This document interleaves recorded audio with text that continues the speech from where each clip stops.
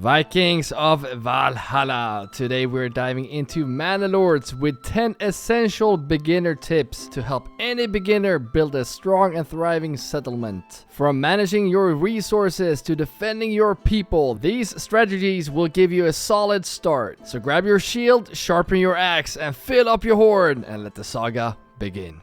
Tip number 1, hold tab to view extra information. On your keyboard, you can hold down the tab button at any time to bring up an overview with extra details about your settlement. This display gives you a quick overview of all buildings, including current approval needs of your citizens, crop growth rates, and more. Early on, this feature is useful for keeping track of basics, but as your settlement grows, it becomes essential for managing a larger town smoothly. As your town expands into a full city, tab becomes even more valuable for keeping track of your citizens' jobs and happiness levels. The overlay also highlights any potential issues, like buildings with low approval ratings. This allows you to make changes or reassign workers quickly without needing to check each building individually. The tab overlay is one of those features that are easy to overlook, but using it consistent will help you stay on top of your town's needs and catch any problems early. Tip number 2, move the lodging camp to stay efficient. Keeping a steady supply of timber is essential, especially early on when resources are limited. The lodging camp, which costs 2 timber to build, lets workers cut down nearby trees to get timber, which is used for building other buildings but also making planks. As trees around the camp are quickly cut down, workers will have to walk further away to find wood, which slows down the production. To keep things running smoothly, consider moving the lodging camp every now and then to be closer to the trees. Moving the camp is free and doesn't cost any extra resources. Just press the move button in the top window. Keep in mind that moving the building will stop the timber production while it's being rebuilt. If you don't want the timber production to stop, you can build a new lodging camp and then remove the old one once the new camp is built and manned with new families. This way, timber keeps coming in, which is very important for a growing town. Also, since an ox from the hitching post is needed to move the lumber, it can be a smart move to place a lot of hitching posts near the camp to speed up the production.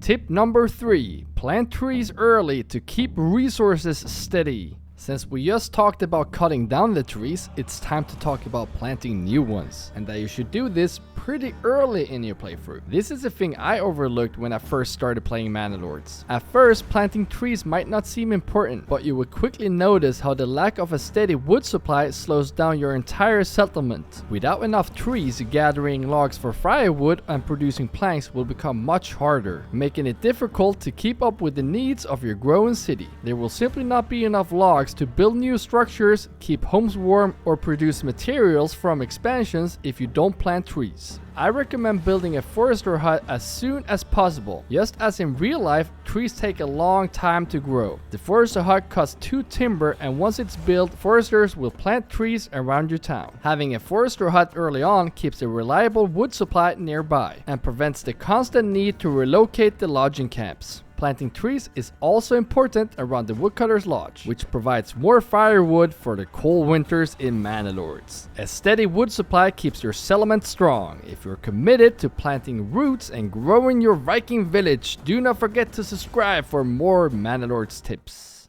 Tip number 4, invest in additional oxen to keep your settlement moving. Oxen play a critical role in keeping productivity high, especially as you expand. In my first playthrough, I only had 1 ox, which severely slowed down production to the point where my town almost collapsed under the pressure of outlaws. Having multiple oxen can be a game changer, ensuring your resources flow smoothly and that every part of your settlement runs efficiently. Oxen automatically assist citizens in moving timber from place to place, making it easier to get the logs from the forest to the lodging camp or the saw pit for processing. However, their versatility doesn't stop there. With the heavy plow unlocked in the development tree, oxen can also plow your fields, making them essential for farming regions. You can assign oxen to specific buildings like farmhouse, lodging camp, or saw pit. While it costs 20 regional wealth to order an ox, which you can do through the hitching post or the stable, it's well worth the investment, especially since oxen have no upkeep cost. you can order a new ox every 30 days. And once your order is placed, a trader will deliver the ox to your settlement. Just make sure that you have available stable slots, otherwise your new ox may wander off. In the late game, the cost of an extra ox becomes minimal, and having a team of oxen to handle all those transportation demands can make a huge difference. By keeping a strong team of oxen, you will keep your town productive, your resources flowing, and your economy thriving.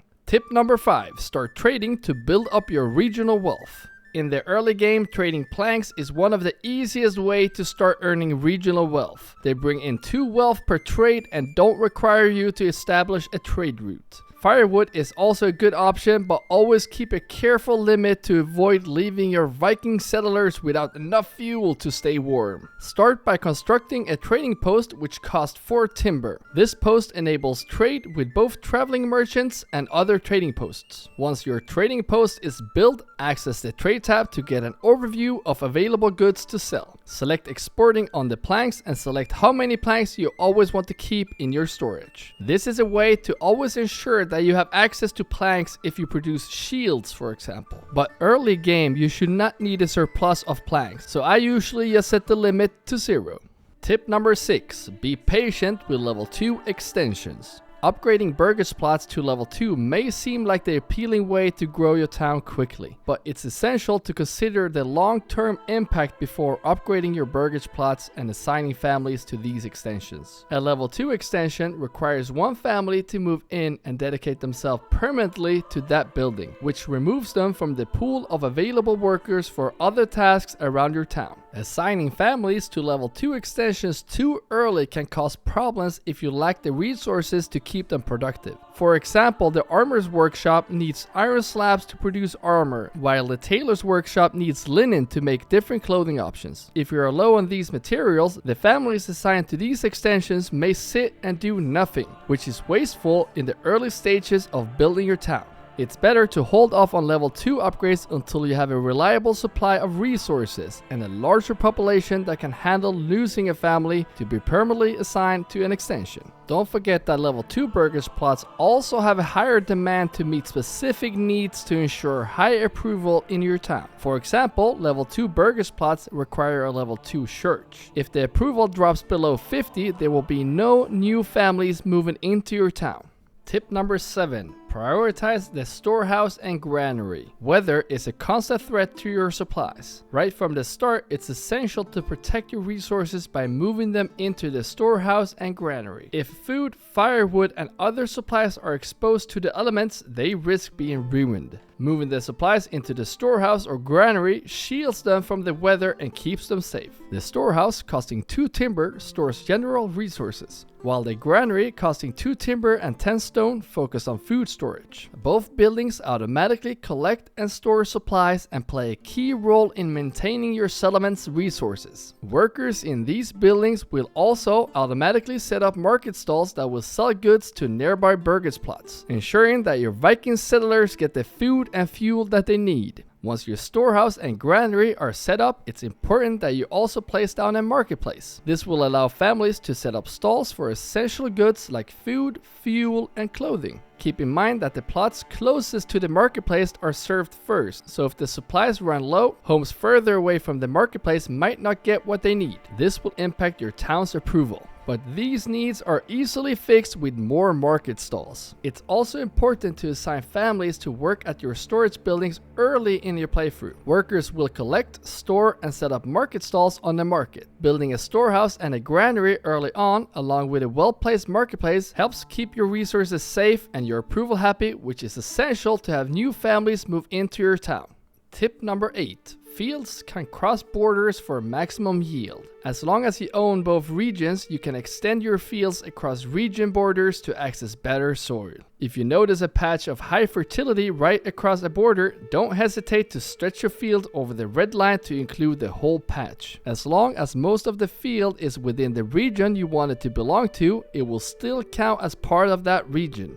To start farming, first place your field by marking 4 points on the map. Use the heat map to find areas with the best fertility. The dark green patches are what you're looking for. If a fertile patch crosses the border into a neighboring region that you own, feel free to extend your field to include it. Tip number 9. Use multiple forager huts for maximum berry harvest. Berries are an important food source in Manor Lords, but they are seasonal and require careful management to maximize your harvest. Forager huts have a small pantry capacity of only 50 berries, and since food spoils faster in the pantry, placing a granary nearby is essential. A closed granary allows workers to quickly transfer harvested berries into the granary, keeping them fresh for longer. Berries grow in 10-day cycles starting in mid-March and lasting through June. To make the most out of each cycle, aim to harvest each berry deposit completely before the next 10 days. With only 50 berry pantry can easily reach its capacity before all berries are gathered. When this happens, the families stop picking new berries until there's room for more, which means lost yield.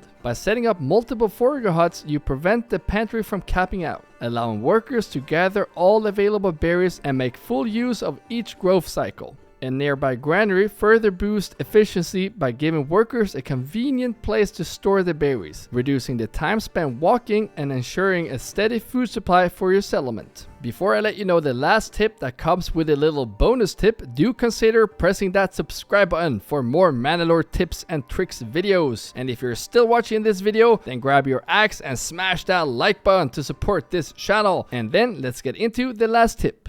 Tip number 10. Don't overlook Burgage plots extensions. Burgage plots extensions are essential for maintaining a stable food supply in the early days. I always recommend using 30 of your starting regional wealth and placing down 2 veggie extensions. This will make you have a steady supply of food when you can't pick berries in the winter. Right now, apple and veggie extensions are 2 of the easiest and most efficient food sources you can set up. Citizens benefits from a variety of different food types, but in the early game, veggies will at least stop your citizens from starving. By investing in veggie extensions early on and adding apple extensions when you are able to unlock the development point that is required, you can create a huge surplus with both veggies and apples. Veggies are a very reliable crop as they grow steadily and are less labor intensive compared to other options. Apples, on the other hand, require slightly more attention since they are harvested once a year, but they are a very good addition to diversify your food supply. With a balanced mix with both veggies and apple extensions, you will be less vulnerable to food shortages.